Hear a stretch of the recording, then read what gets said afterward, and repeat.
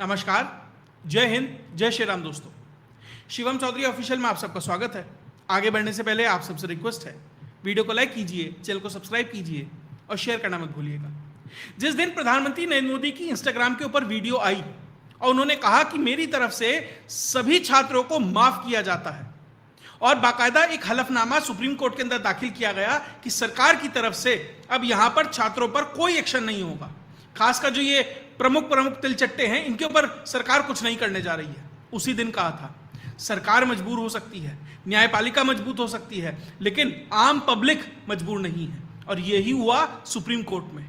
Supreme court में इन तिलचट्टों के खिलाफ एक अपील दायर की गई या कहीं केस फाइल किया गया, जिसकी जिरह की रिजवान अहमद ने। फेस टू फेस करके एक बड़ा चैनल चलाते हैं और जिस तरह की दलीलें उन्होंने रखी, भाई साहब अगर 5, 7, 10 पेटिशन और ऐसी दाखिल हो जाए ना, तो ये तय मानिए कोई बॉस्टन भागता नजर आएगा, कोई नेपाल भागता नजर आएगा, कोई कहीं, सारे के सारे अपने बिलों में छुप जाएंगे। क्या है उस पर तो बात करेंगे ही, साथ ही किस तरीके से दीपकेश सौरभ दास पॉक्सो केस में अब फंसते नजर आ रहे हैं। 12 साल की लड़की से जुड़ा क्या है मामला, उस पर बात होगी। और साथ ही जो ये सीजेपी की जो कोर टीम है उसमें जो मास्टरमाइंड है, भैया उसका बाप तो विदेशी है। उसके बारे में जो जानकारियां सामने निकल कर आ रही है, फंडिंग के जो सोर्सेज सामने निकल कर आ रहे हैं, निश्चित तौर पर एक बड़ा सवाल इनके ऊपर उठाता है। और साथ ही जैसे ही सीजेपी की पर्दे खुलने लगी, अब सीजेपी एक नया प्रोटेस्ट, राष्ट्रव्यापी प्रोटेस्ट लेकर आ रही है। जो वादे किए गए हैं भाई साहब सुनेंगे तो हंसी आएगी। पहले बात रिजवान अहमद की। रिजवान अहमद राष्ट्रवादी वकील हैं, प्रमुखता से देश की बात रखते हैं। फेस टू फेस चैनल है, बहुत बड़ा चैनल है, लाखों में रोज लोग देखते हैं और पूरी स्पष्टता के साथ वो व्यक्ति वहां बात करता है। उतनी ही स्पष्टता के साथ सुप्रीम कोर्ट में उन्होंने बात की। मनीष कुमार सोलंकी नाम से किसी ने पिटीशन फाइल की, जिनके वकील रिजवान अहमद थे, और वहां जो दलीलें रखी गई, अगर आप मेरी पुरानी वीडियो सीजेपी प्रोटेस्ट के दौरान की निकालेंगे, जो सवाल पूछे वो सवाल वहां पूछे गए हैं और अब इसके ऊपर जवाब देना भारी हो जाएगा। पहला सवाल कि भैया सरकार की मजबूरी हो सकती है, लेकिन न्यायपालिका कानून की मजबूरी नहीं हो सकती। यह तर्क दिया है रिजवान अहमद ने कि ठीक है, प्रधानमंत्री नरेंद्र मोदी ने केस वापस ले लिए होंगे, सरकार ले लेगी, उन्हें इलेक्टोरल डिफीट का डर है, माहौल ना बन जाए, बहुत कुछ हो सकता है। सरकारें करती हैं, बहुत सारी सरकारें ऐसी होती हैं, जैसी सरकार आती है पूर्ववर्ती सरकार में अपने कार्यकर्ताओं पे जो केस होते हैं छोटे मोटे, उन्हें हटवा भी देती है, हर सरकार करती है। लेकिन कानून की मजबूरी नहीं हो सकती। सीधा सवाल यह है कि कल को कोई और प्रदर्शन होगा, किसान बैठे थे, सीए में लोग बैठे थे, पहलवान बैठे थे, अराजकता होगी, फिर से ये सब बैठे थे, ऐसा नहीं आगे नहीं बैठेंगे, फिर आएंगे। अभी बताऊंगा, सीजेपी वाले सितंबर से आ रहे हैं नया आवरण ओढ़कर, तो भैया फिर से यहां कुछ गड़बड़ होगी, कुछ ना कुछ परेशानियां की जाएंगी, यही उत्पात मचाया जाएगा। जैसा 20 जुलाई को हुआ ऐसा दोबारा करेंगे।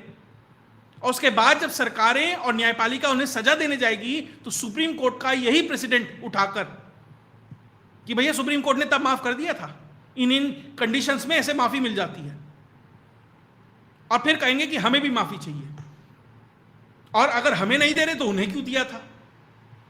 और सरकार के लिए वो कैश 22 सिचुएशन होगी। क्या इसी तरीके से अब ये तय होगा कि अगर आपके पास भीड़ है तो भैया अब आप न्यायपालिका को भी मॉडिफाई करने लगेंगे क्या? क्या उनको भी प्रेशराइज करने लगेंगे क्या? ये सवाल उठाया गया है। उसके अलावा एक बहुत महत्वपूर्ण चीज कही, भाई साहब संसद घेरने चले थे, कोई आम सड़क नहीं रोकी थी, किसी के घर नहीं जा रहे थे, संसद। और संसद की जो सुरक्षा है वो मात्र 500-700 जो मतलब थोड़ा बहुत कुछ हो उसके लिए है, कि 500, 1000, 2000 की भीड़ आ जाए उसके लिए शायद उतनी वेल इक्विप नहीं है। उसका कारण है क्योंकि कभी ये माना ही नहीं गया। ठीक है, आतंकी हमला हो सकता है, 5-7-10 लोग आ सकते हैं, उस तरीके से तो आप कंट्रोल कर सकते हैं। कभी ये माना ही नहीं गया कि हजारों हजार की भीड़ संसद के ऊपर चढ़ जाएगी, और संसद के अंदर वो घुस जाते तो क्या स्थिति होती। मान लीजिए वहां गोली चल जाती, फिर क्या स्थिति होती। ये सारे सवाल पूछे, यही सवाल हर कोई व्यक्ति उस दिन से पूछ रहा है सरकार से और न्यायपालिका से। तो क्या जवाबदेही इन कॉकरोचों की, इन तिलचट्टों की नहीं सेट होनी चाहिए क्या? जब इन लोगों ने प्रदर्शन किया होगा बाकायदा जंतर मंतर के आसपास, जब आप प्रदर्शन करते हैं तो 2022 का 48 बटे 2022, कम से कम 3-4 बार बता चुका हूं कि 2022 में 22 पॉइंट का आपको एक एफिडेविट कह सकते हैं, एक परफॉर्मेंस कह सकते हैं, भर के देना होता है पुलिस को, जिसमें यह कहता है आयोजक कि कुछ भी होगा मेरी जिम्मेदारी है। 1000 से ज्यादा लोग इकट्ठे नहीं हो सकते हैं। 10:30 बजे से 5 बजे तक ही आंदोलन चलेगा। कोई गलत सलत नारेबाजी नहीं हो सकती है। अगर आपको बैनर पोस्टर लगाने हैं तो 6 फुट बाय 5 फुट से ज्यादा का पोस्टर नहीं हो सकता है। सब कुछ है उसके अंदर, और ऐसी कोई 22 पॉइंट में से ऐसा कोई पॉइंट नहीं था जिसका उल्लंघन ना किया गया हो। सबका स्पष्ट उल्लंघन है। तो भैया क्या ये जो आयोजक हैं इनको जिम्मेदार नहीं ठहराया जाना चाहिए? अभिजीत दिपके है, सौरभ दास है, रांका है, अब वो उनकी नई प्रवक्ता बनी है रत्ना सिंह, बहुत सारे ऐसे नाम हैं जो इनकी पूरी कोर कमेटी है, उसको पकड़ो जिसने वहां सिग्नेचर किया है, जिम्मेदारी ली है। आप जिम्मेदारी से नहीं भाग सकते कि भैया माहौल तैयार हो रहा है। कल को तो कोई एक वर्ग, एक धर्म, एक जाति से लाखों लोग सड़क पे आ गए किसी के उस पे, वो तो जो चाहेंगे देश में वो करा लेंगे। आप क्या होगा उसके डर से एक्शन नहीं, मतलब न्याय होने को रोक नहीं सकते ना। भारत का न्याय व्यवस्था ये कहती है कि अगर एक व्यक्ति के साथ न्याय हो रहा है, उससे चाहे कितने ही लोग परेशान हो, आपको करना है। और उस अगर लॉ एंड ऑर्डर बिगड़ती है तो उसकी जिम्मेदारी सरकार की है। यही सब सवाल रिजवान अहमद के द्वारा वहां उठाए गए। और एक और बात कही गई कि भैया चलिए आप छोड़ रहे हैं तो कम से कम इन नाबालिगों से, इन लोगों से जिनके ऊपर संगीन धाराएं नहीं है, सब कुछ नहीं, कम्युनिटी सर्विस तो कराओ, कहीं संडास साफ कराओ, कहीं झाड़ू पोछा लगवाओ। किसी जेल में भैया आप जाइए, कम्युनिटी सर्विस दीजिए वहां पर। किसी पब्लिक कोई स्पेस है उसमें जाकर मान लो झाड़ू मारिए, बस स्टैंड के ऊपर, रेलवे स्टेशन पे सफाई कीजिए। कुछ भी हो सकता है, XYZ जो भी आपको लगे, कम से कम ये निर्धारित कीजिए इतने घंटे या इतने दिन की कम्युनिटी सर्विस इन्हें करनी है। वो सजा भी है और जेल टर्म भी नहीं है कि भैया उनका करियर खराब हो जाएगा मान लीजिए, तो कम से कम कम्युनिटी सर्विस तो कराओ। ये तो पता लगे कौन कौन तिलचट्टा वहां ऐसा था जो गाली गलौच अव्यवस्था फैला रहा था। ठीक है, भविष्य भी उस तरीके से बर्बाद ना हो, आवेश में आपने कुछ कर दिया होगा, लेकिन कम से कम उसे याद रहे कि भैया ये किया था तो ये हुआ है। और पूछा गया कि भैया पत्थरबाजों को क्यों सजा नहीं हो रही? पत्थरबाजी हुई, वीडियो में आई है, उन्हें तो पकड़ो। कि आपने एक ब्लैंकेट लगा दिया, ब्लैंकेट बैन कर दिया, भैया इन सब पे कुछ नहीं होगा, बस वो 2800 है। साहब ये तो कह रहे थे 1 लाख 2 लाख आदमी है। ये सवाल हैं सारे। अगर कोई पत्थरबाज छोटा भी है, बच्चा भी है, मान लीजिए माइनर है, तो कराओ कम्युनिटी सर्विस, क्या दिक्कत है? और जो सबसे महत्वपूर्ण सवाल उठाया गया कि भैया जो पुलिस है उसका कोई आत्मसम्मान नहीं है क्या? कि कोई भी गाली देगा, रील बना रहे हैं, वीडियो में मुंह पर रील बनाते हुए गाली दे रहे हैं, पत्थरबाजी हो रही है, गिराकर मारने का प्रयास किया जा रहा है, तो कल को पुलिस ये कह दे भैया हम तो नहीं जाते, फिर क्यों? मान लीजिए एक्शन लिया तो सरकार पीछे पड़ जाएगी, नहीं लिया तो भीड़ पीछे पड़ जाएगी। तो ये सारे सवाल जब पूछे गए हैं तो भैया सुप्रीम कोर्ट में जवाब देना मुश्किल हो जाएगा, कितने से बड़े से बड़ा वकील हो, क्योंकि ये कॉमन सेंस के और लॉजिकल सवाल है जो हर कोई पूछ रहा है। तो ऐसे 5, 7, 10 वकील बैठे, PIL फाइल करें, केसेस अगर कोर्ट में जाने लगे, अलग अलग हाई कोर्ट, सुप्रीम कोर्ट, जहां पर भी है आपको लगे कि भैया ये व्यक्ति है उत्तर प्रदेश का था, वहां की कोर्ट में केस करें और बाकायदा कोर्ट से कहें कि पुलिस के पास जितनी भी फुटेजेस हैं, जितने चेहरे हैं, उसमें जितने मध्य प्रदेश के हैं सारे कोर्ट यहां पर समन करें उन्हें, उनके ऊपर एक्शन ले। कोई उत्तर प्रदेश की कोर्ट से डेटा मंगवाए, कोई गुजरात की कोर्ट से। जब इन लोगों को कोर्ट के चक्कर काटने पड़ेंगे ना, तब समझ आएगा कि रिवॉल्यूशन क्या होती है।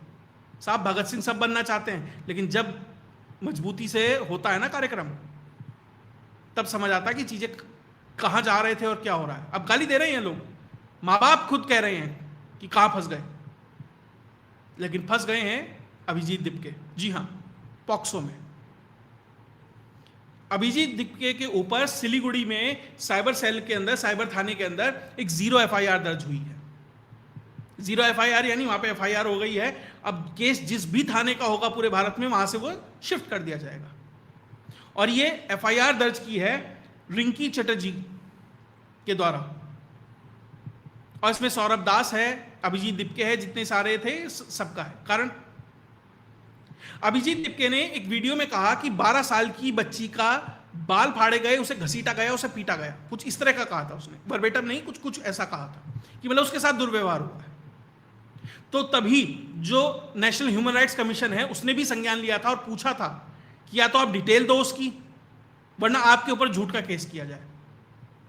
और यही पॉक्सो में इसी तरह का एक केस अब सिलीगुड़ी थाने में हुआ है। क्या है, आप 18 साल से, यानी कोई माइनर है, उसे आप किसी भी आयोजन में, जो राजनीतिक आयोजन हो, धरना प्रदर्शन हो, कुछ भी ऐसा हो, आप उसमें उसको इन्वॉल्व नहीं कर सकते हैं।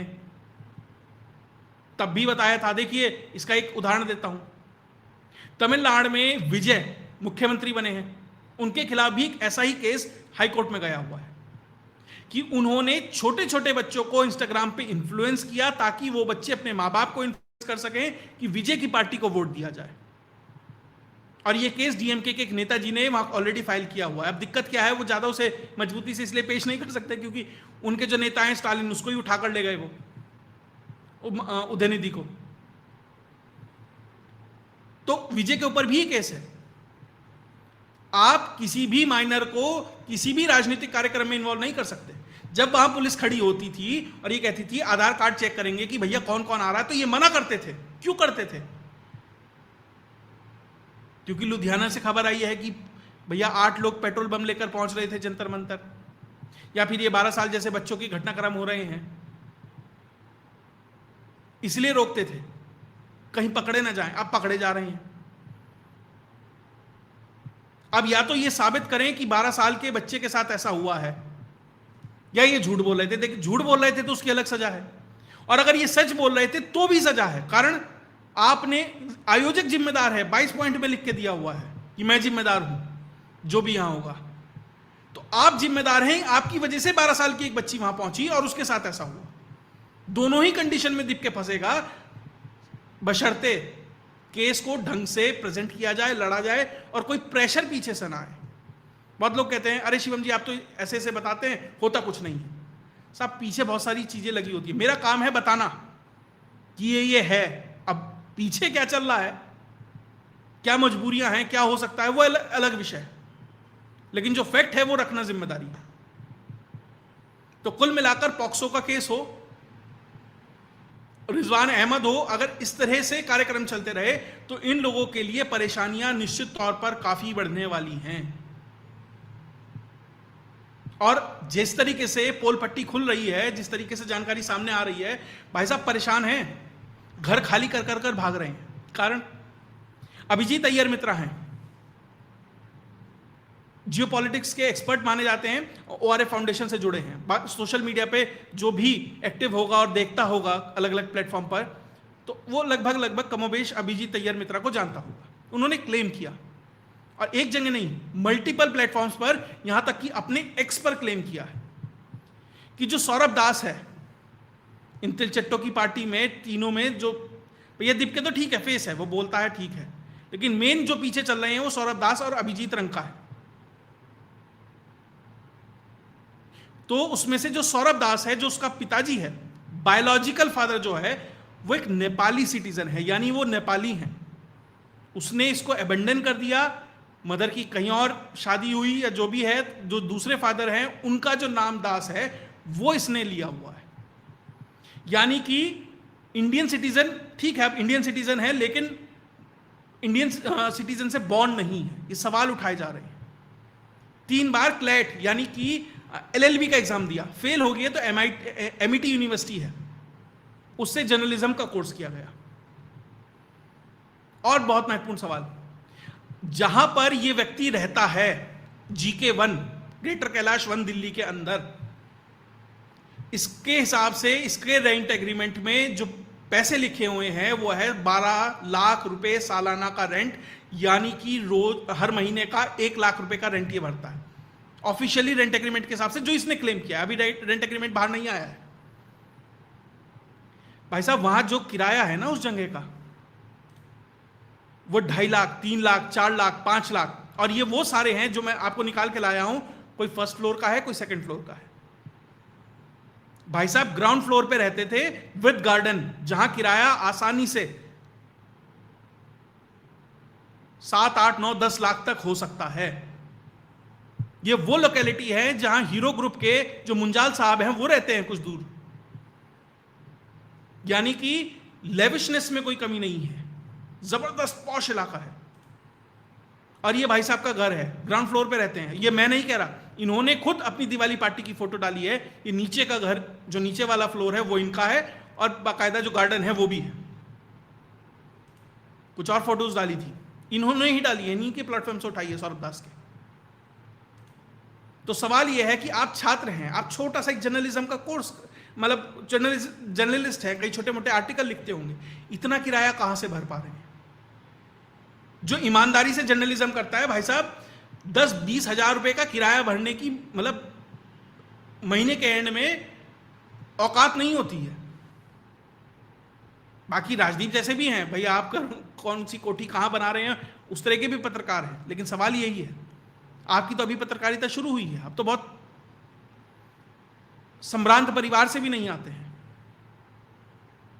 और बहुत उम्र भी नहीं है कि 50-60 साल के हो रहे हैं, पैसा कमा लिया होगा, बड़े बड़े संस्थानों में काम कर लिया होगा, तो भैया कहां से ये किराया भरा जा रहा है? 12 लाख रुपए, मैं 12 मान रहा हूं, 12 लाख रुपए भी बहुत बड़ी कीमत है। और अब खबर यह है कि मकान खाली करके भाई साहब भाग गए हैं, और ये क्लेम सब कुछ अभिजीत अय्यर मित्रा के द्वारा है। इसके अलावा भाई साहब के ऊपर कंटेम्प्ट का केस चल रहा है, जुडिशरी के ऊपर अलग अलग चीजें लिखते थे, कंटेम्प्ट केस अलग चल रहा है। साथ ही एक और चीज दिखाता हूं, एक है ठाकुर फाउंडेशन, उसने सौरभ दास को, ये ठाकुर फाउंडेशन है उनकी वेबसाइट से उठाया है कि सौरभ दास को वहां से पैसा मिला है, किस चीज के ऊपर काम करने के लिए? पब्लिक हेल्थ के ऊपर, public health in India, Bharat में जो पब्लिक हेल्थ का इशू है उसके ऊपर कवरेज करने के लिए इनको सहयोग है। पहला आर्टिकल लिखा योगी के ऊपर, वो हटा दिया। दूसरा आर्टिकल लिखा पेगासस के ऊपर, वो है अभी तक। सवाल यह है कि पब्लिक हेल्थ के ऊपर तो अब तक सौरभ दास ने कुछ लिखा ही नहीं है भारत में, सब्सटेंशियल कोई वर्क ही नहीं है, तो किस चीज के लिए आपने वो अवार्ड किया? और कहा यह जा रहा है कि लगभग $3381, यानी मोटा मोटा 3.5-4 लाख रुपए बैठते हैं, 3-3.5 लाख रुपए बैठते हैं। इतना तो एक मुश्त एक बार में आया है। फिर एक अलग फाउंडेशन, एक अलग संस्थान है, वहां से भी पैसा आ रहा है। तो कई सारे मल्टीपल सोर्सेज हैं जो क्लेम किए जा रहे हैं, जो फंड कर रहे हैं, पैसा आ रहा है। ठाकुर फाउंडेशन पर भी अब लगातार नजर बनी हुई है। पिता आपके भारतीय नहीं है, मैं ये नहीं कह रहा कि कोई गलत है, आप बताइए ना खुलकर सामने आके। जब आपसे ये सवाल पूछा जाता है प्रेस कॉन्फ्रेंस में, तो आप ये कहते हैं अरे वो मैटर तो खत्म हो गया, चलिए छोड़िए, अब उसके बारे में बात नहीं करते। क्यों? खुलकर रखिए। आप प्रधानमंत्री की डिग्री मांगते हैं, जितना सार्वजनिक जीवन में प्रधानमंत्री हैं आप, अब फिलहाल उतने ही सार्वजनिक जीवन में अब आप हैं। आपने तो प्रधानमंत्री को झुका दिया। अगर उनकी डिग्री मांगने का हक किसी को है, तो आपके क्रेडेंशियल्स मांगने का भी हक पब्लिक को है। किसी ने मुझसे पूछा कि भाई साहब आपने कहा कि वो अभिजीत दिपके को तो कुछ स्कॉलरशिप मिली है इसलिए वहां गया है। भाई साहब उसकी साल की फीस $1 लाख है, और जो उसको स्कॉलरशिप मिली है वो $24,000 की है। तो बाकायदा $75-76 हजार कहां से आए? लोन लिया है तो बताएं। तो ये जो धीरे धीरे, अभी एक वीडियो सामने आई है आज, दिल्ली में भाई साहब iPhone 17 Pro Max खरीद रहे थे किसी मॉल में, और एप्पल का कोई बैग खरीद रहे थे। तो भाई साहब किसी पत्रकार में, और ऑलरेडी वो उस फोन को होल्ड करते हैं, यानी और किसी को गिफ्ट देने के लिए, किसी और पर्पस के लिए। ठीक है, पैसा अच्छी बात है, मैं कह रहा हूं आप 1 नहीं 10 खरीदिए, लेकिन जो आप क्लेम करते हैं कि भाई हम तो छात्र हैं, छोटे से जर्नलिस्ट हैं और वहां से इतना पैसा आ रहा है, तो सवाल उठता है। और उसके बाद आप ये कह रहे हैं कि हम सितंबर से एक और बड़ा विरोध प्रदर्शन अब शुरू करने वाले हैं, जिसका नाम दिया है क्या बोलती पब्लिक, कि हम पूरे देश में घूमेंगे और जितने मुद्दे हैं सारे मुद्दे उठाएंगे। देखिए, सबसे पहले अभिजीत दिपके क्या बोलता है कि एक व्यक्ति सारी प्रॉब्लम सॉल्व नहीं कर सकता। प्रधानमंत्री नरेंद्र मोदी जी कहते हैं हम सारी प्रॉब्लम सॉल्व कर देंगे, हम ही सब कुछ सॉल्यूशन के लिए आए हैं, तो ऐसा नहीं हो सकता है। बिल्कुल मान लिया आपकी बात, नहीं हो सकता है, लेकिन अगली ही सांस में ये व्यक्ति ये कहता है कि अरे वो सुप्रीम कोर्ट की अकाउंटेबिलिटी है ना जुडिशरी की, वो हम सेट करेंगे। नीट के लिए आए थे आप, भारत के एजुकेशन सिस्टम को ठीक करने के लिए आए थे, कोई सब्सटेंशियल आपने कोई रोड मैप नहीं दिया सिवाय इसके कि धर्मेंद्र प्रधान का इस्तीफा हो। अब आप कह रहे हैं हम जुडिशरी को भी सेट करेंगे कि बड़े बड़े लोगों के केस हो जाते हैं, हमारे नहीं होंगे, हम सुलझाएंगे। ये सौरभ दास कहता था ना कि अरे सुप्रीम कोर्ट को मेरे हिसाब से करना पड़ेगा। फिर ये कह रहे हैं इलेक्शन कमीशन की भी अकाउंटेबिलिटी हम सेट करेंगे, एसआईआर पर भी ये सवाल उठाएंगे, एजुकेशन सिस्टम पर भी ये सवाल उठाएंगे। भैया सब सॉल्यूशन तो तुम भी करने आ रहे हो, और सब छोड़, मैं कह रहा हूं ये सब सॉल्यूशन कर लेंगे, मैं मान लेता हूं इन पे सब प्रॉब्लम का सॉल्यूशन है, लेकिन भैया शुरुआत झारखंड से क्यों नहीं कर रहे? आप हाथ में चिकन बर्गर या वो क्या एग का कुछ था वो खा रहे थे, और पहले दिन आप कह रहे हैं अरे वो मैं झारखंड इसलिए नहीं जा रहा, मुझे टाइफाइड हो गया सर, टाइफाइड, आवाज नहीं निकल रही। और वो अमृत की पेटी आती है, अमृत 9,000 रुपए की एक बोतल वाली, वो टाइफाइड की दवाई आई है, वो शायद अब आराम होने लगा होगा, इसलिए अब देशव्यापी प्रदर्शन सितंबर से शुरू हो जाएंगे।